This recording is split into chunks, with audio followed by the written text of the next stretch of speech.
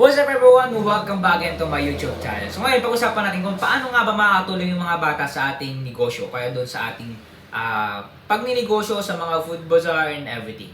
Bago tayo magsimula sa ating vlog na to, kung hindi ka pa subscribe sa aking YouTube channel, please subscribe with notification bell para updated po tayo sa ating mga bagong vlog na i-upload. Kapag na-reach po natin yung 1K subscriber, magpapag-giveaway po tayo after this year 2025.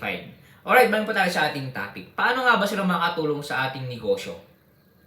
Alam niyo ba na yung mga bata is sila yung mga future, okay? Mga future entrepreneur.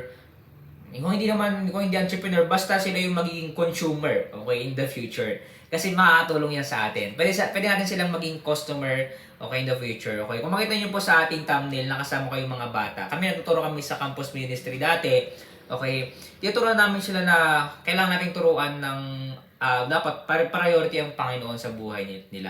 Okay, kaya kung wala ka pang Panginoon, kailangan dapat top priority ng Panginoon. Kasi siya yung may-ari sa mundo, siya ang nabibigay sa atin ng idea, paano tayo magnegosyo, paano tayo masustain yung negosyo natin. Ang Diyos at ang Diyos ang yung nagbibigay sa atin.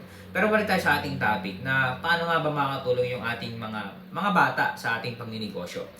Expect na natin na sila yung magiging consumer natin. Okay? Sila bibili in the future doon sa produkto. O kaya naman sila po ang magiging empleyado ng ating company in the future. Okay, baka time will come, sila yung magiging empleyado natin, sekretary natin, o kaya naman sila yung mga magfa-franchise, okay, ng ating negosyo. Kaya sila po ay magiging makakatulong sa ating negosyo.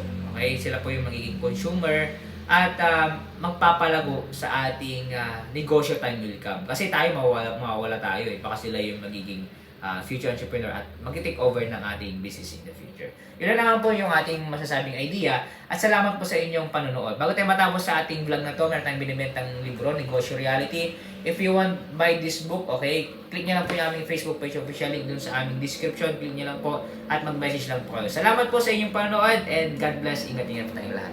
Bye-bye.